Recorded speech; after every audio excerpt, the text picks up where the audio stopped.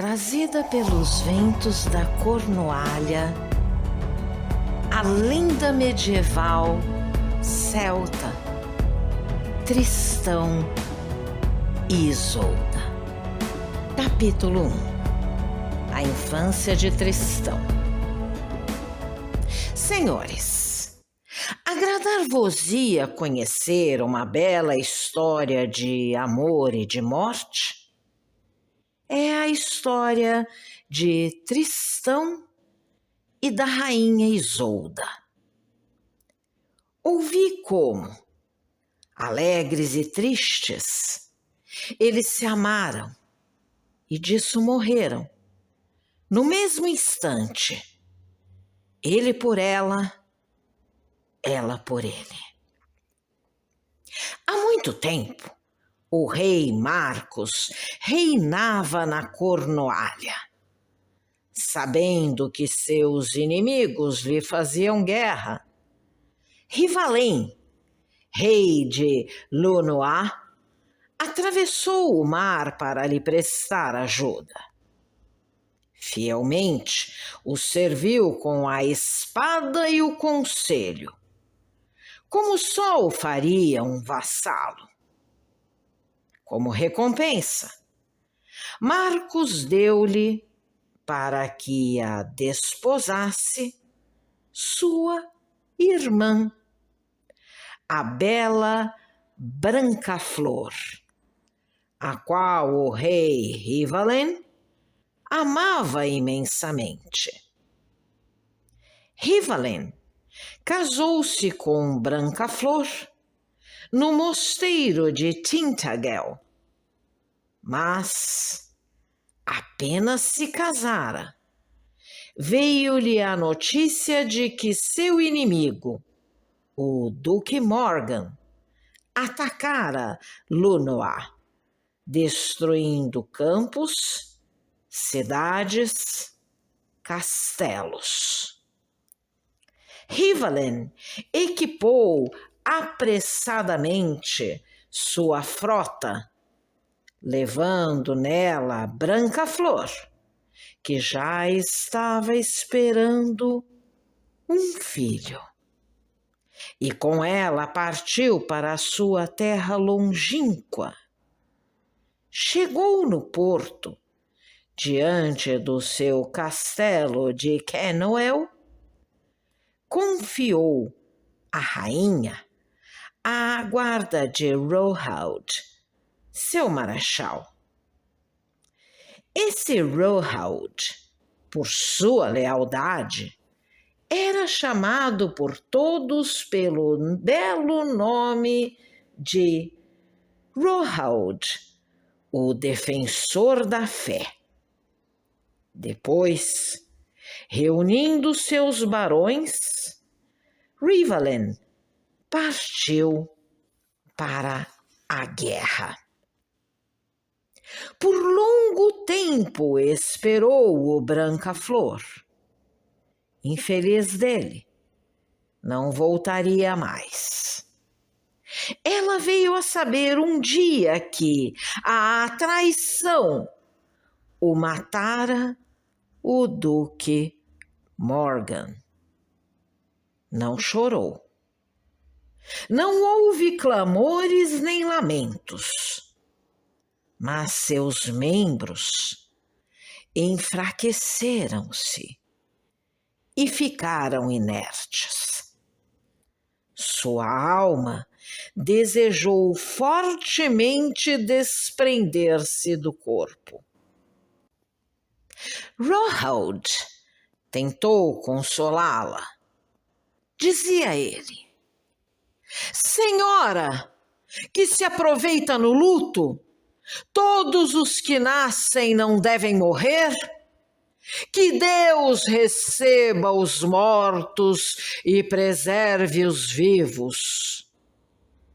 Mas Brancaflor não o queria ouvir. Esperou por 3 dias poder ir reunir-se ao seu caro senhor. E no quarto deu à luz o filho. Tomando-o nos braços, exclamou: Filho, muito tempo faz que desejei ver-te, e agora vejo a mais bela criatura que alguma mulher concebeu. Triste, porém, dou-te à luz. Triste é a minha primeira festa que te faço, e por tua causa quase morro de tristeza. Como ao mundo vieste na tristeza, terás o nome de Tristão. Acabando de dizer essas palavras, beijou-o, e assim que o fez, morreu. Rohud, o defensor da fé, recolheu o órfão. Os homens do Duque Morgan já cercavam o castelo de Kenwell. Como poderia Rohud por mais tempo sustentar essa guerra? Disse, e justamente, que imprudência não é coragem. Ele entregou-se à misericórdia do Duque Morgan. Mas, temendo que este matasse o filho de Rivalen, fê-lo passar por seu próprio filho, criando-o entre os outros seus filhos. Cumpridos os 7 anos, quando chegou o tempo de tirá-lo das mulheres, Rohud confiou Tristão ao sábio mestre Gorvenal, o bom escudeiro. Ensinou-lhe Gorvenal, em poucos anos, as artes que são convenientes aos barões. Ensinou-lhe a manejar a lança, a espada, o escudo e o arco, a lançar os discos de pedra, a transpor de um salto os mais largos fossos. Ensinou-lhe a detestar toda mentira ou felonia, a socorrer os fracos, a manter a palavra dada. Ensinou-lhe as diversas formas de canto, a tocar harpa e ainda a arte de caçar. E quando a criança cavalgava entre moços escudeiros, dir-se-ia que seu cavalo, suas armas e ele mesmo formavam um só corpo que nunca fora separado. Vendo-o tão nobre e tão altivo, largo de ombros, delgado de quadris, forte, corajoso e fiel, todos louvavam Rohud por ter tal filho. Mas Rohud, pensando em Rivalen e Brancaflor, dos quais revia a mocidade e a graça em Tristão, amava este como filho, mas, em segredo, respeitava-o como seu senhor. Ora, sucedeu que toda a sua alegria foi-lhe tirada um dia, quando mercadores da Noruega, atraindo Tristão à sua nau, levaram-no como prisioneiro. enquanto singravam os mares em direção a terras estrangeiras, como o lobo caído em armadilha, Tristão se debatia. Mas é comprovada a verdade, e sabem-na todos os marinheiros, que o mar sustenta de má vontade as naves traidoras e não dá ajuda a raptos e felonias. Dessa forma, levantou-se furioso o oceano, envolveu o navio de trevas e por 8 dias e 8 noites o lançou ao léu. Por fim, os marinheiros perceberam, através da bruma, uma costa cercada de arrecifes e rochedos, onde o mar os queria jogar. Arrependeram-se, reconhecendo que a fúria do mar provinha de levarem a criança roubada. E fizeram promessa de a libertar, preparando um barquinho para a depositar em terra. Logo, os ventos sossegaram, bem como as ondas. O céu brilhou, e enquanto a nau dos noruegueses desaparecia ao longe, as ondas mansas e alegres levaram à areia da praia o barquinho de Tristão. Com grande esforço, ele subiu o rochedo e viu, além de uma terra ondulada e deserta, uma imensa floresta. Estava triste, com saudade de Gorvenal, Rohan, de seu pai, da terra de Lunoa, quando um alarido longínquo de caçada, gritos e sons de corneta alegraram-lhe o coração. Na orla do bosque, um belo cervo surgiu.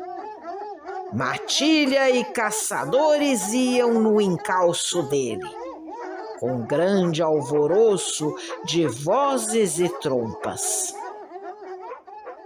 Como os cães de caça se suspendiam aos cachos ao couro do seu pescoço, o cervo, a poucos passos de Tristão, dobrando as pernas, rendeu-se aos caçadores.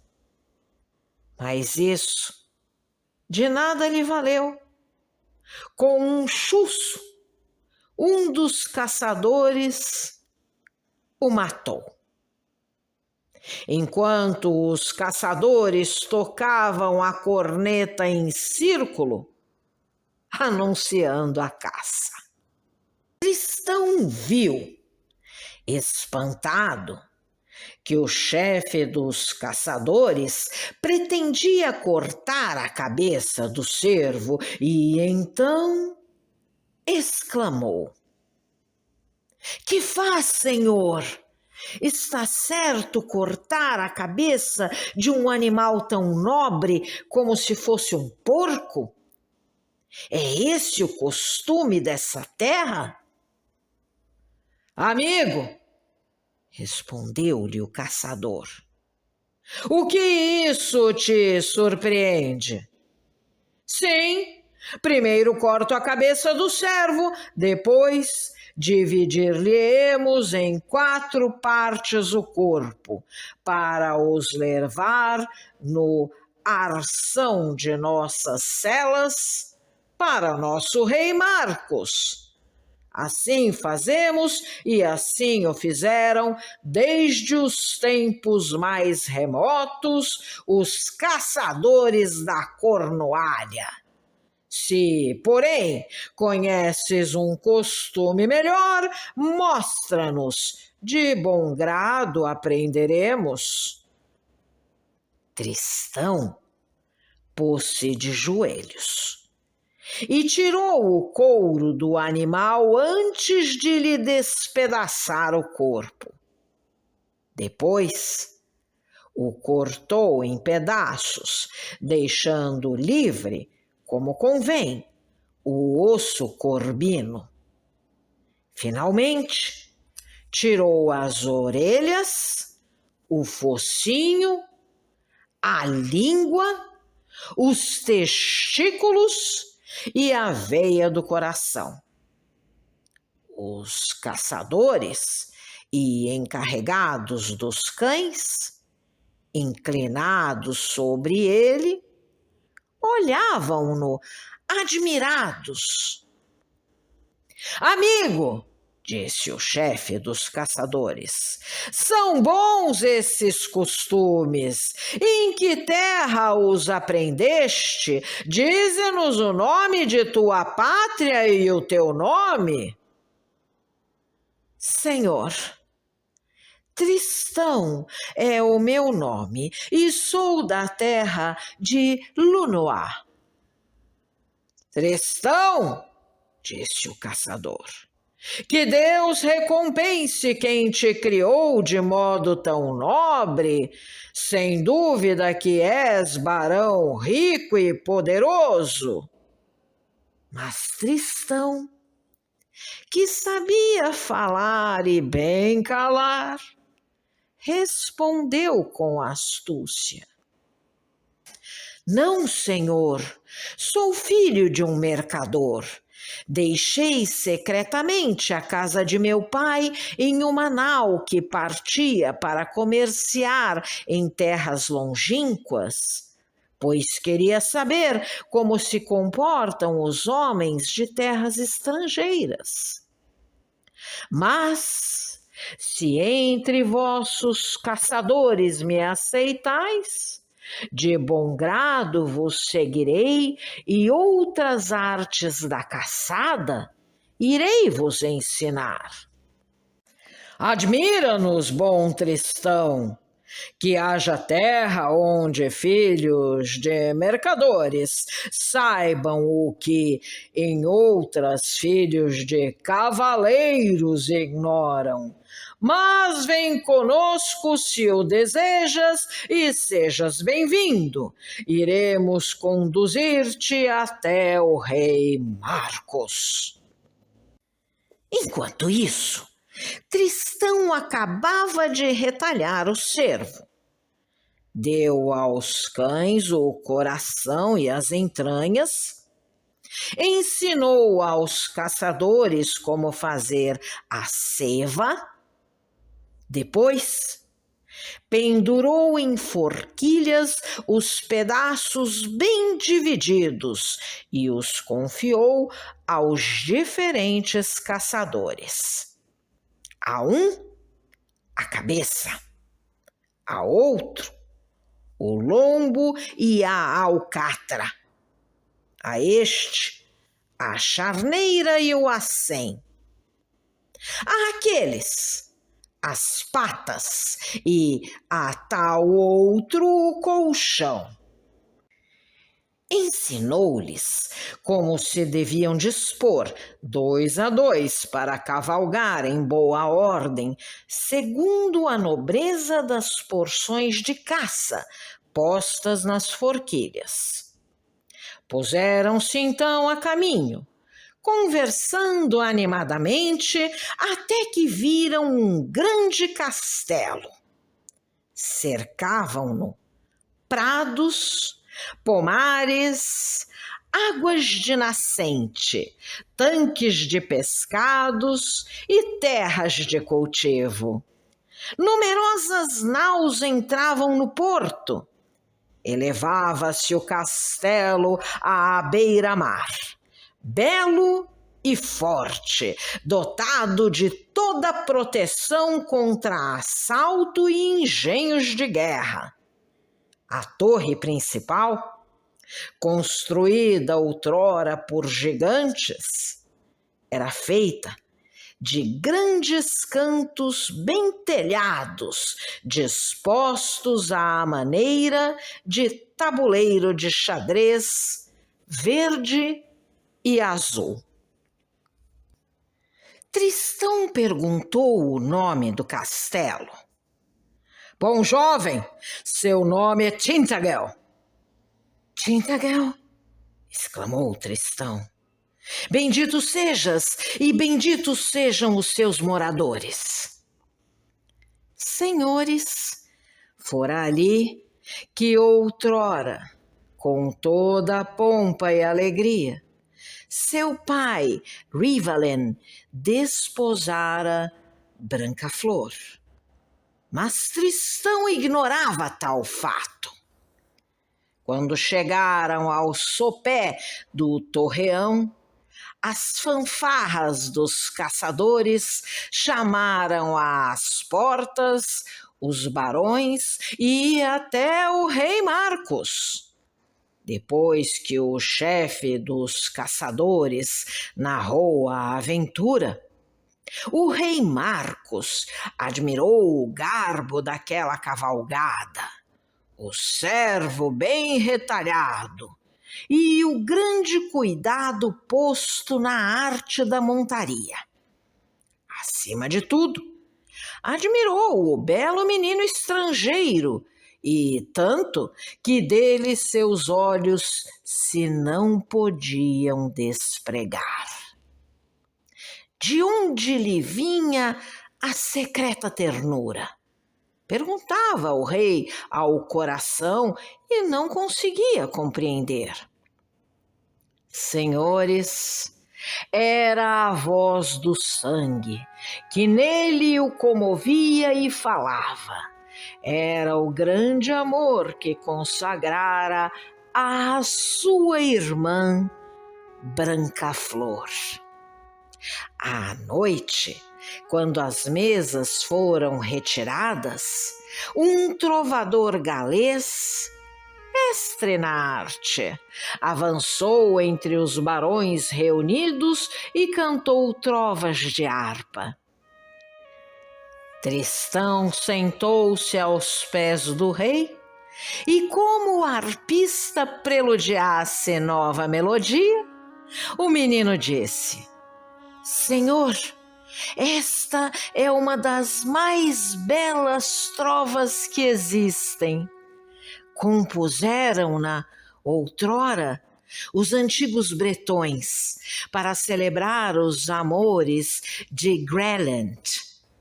O tom é suave e ternas as palavras. Mestre, vossa voz é hábil e tocai muito bem a harpa. Depois de cantar, o galês respondeu: Criança, que sabes da arte dos instrumentos? Se os mercadores da terra de Lonoá ensinam também a seus filhos tocar harpa, levanta-te, toma desta harpa e mostra-nos tua arte. Tristão pegou o instrumento e tão lindamente cantou que os barões se enterneceram. O rei Marcos, admirado, escutava o jovem arpista vindo de Lunoa, para onde outrora Rivalen conduzira Brancaflor. Quando acabou a trova, o rei ficou silencioso. Filho, disse finalmente, bendito o mestre que te ensinou, e tu, bendito sejas, porque os bons cantores agradam a Deus. A voz deles e a voz da harpa penetram o coração dos homens. Neles despertam lembranças suaves, fazendo até esquecer tristezas e malefícios. Para o nosso deleite, vieste à nossa morada. Fica, pois, por muito tempo conosco, meu amigo.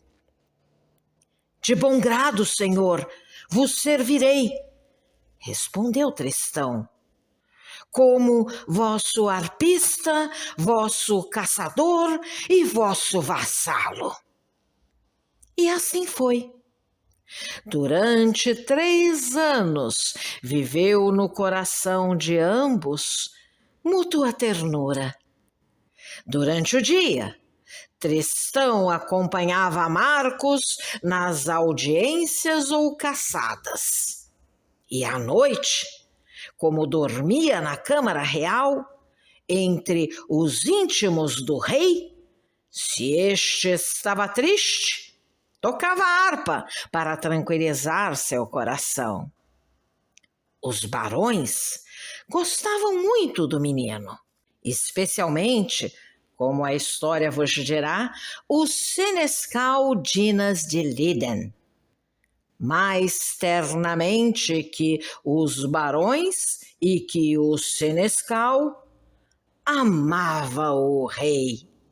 Apesar dessa ternura, não se consolava Tristão de ter perdido Rohauld, seu pai, seu mestre Gorvenal e sua terra de Lúnoa. Senhores, convém ao narrador que deseja agradar evitar longas digressões. É tão bela e tão diversa a matéria deste conto que servirá prolongá-lo.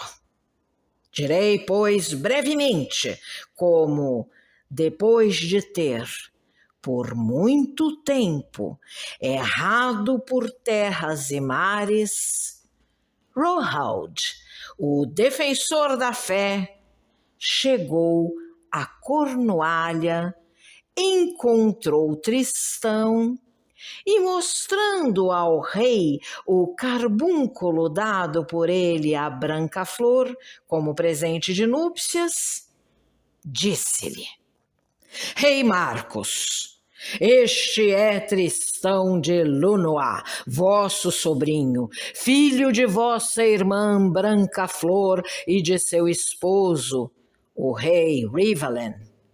O duque Morgan detém por fraude a sua terra. Já é tempo que ela seja devolvida ao legítimo dono.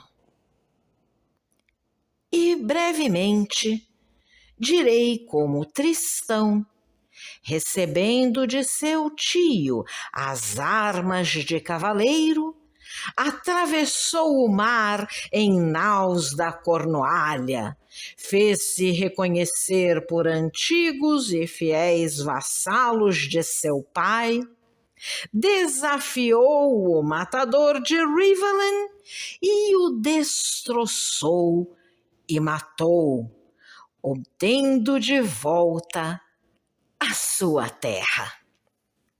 Depois, pensou que o rei Marcos já não podia viver feliz sem ele, e como a nobreza do seu coração lhe revelava sempre o partido mais sábio a adotar, reuniu seus condes e barões e disse-lhes: Senhores de Lúnoa, esta terra reconquistei e vinguei meu pai e senhor rei Rivalen com a ajuda de Deus e a vossa ajuda. Desse modo, restituí o direito de meu pai. Mas 2 homens, Rohauld e o rei Marcos, sustentaram o órfão e a criança errante, e eu lhes devo também chamar meus pais. Não reconhecerei o direito deles? Ora, a um homem eminente cabem 2 coisas próprias: a sua terra e a sua pessoa. Portanto, a Rohaud que aqui tendes, darei a minha terra. Pai, vós a conservareis, e vosso filho, a seu tempo de vós, a receberá. Ao rei Marcos, dou a minha pessoa, deixarei a pátria, embora ela me seja tão cara, e irei servir ao meu senhor e tio na Cornualha. Essa é a minha vontade. Mas vós, que sois meus vassalos, me deveis vosso conselho.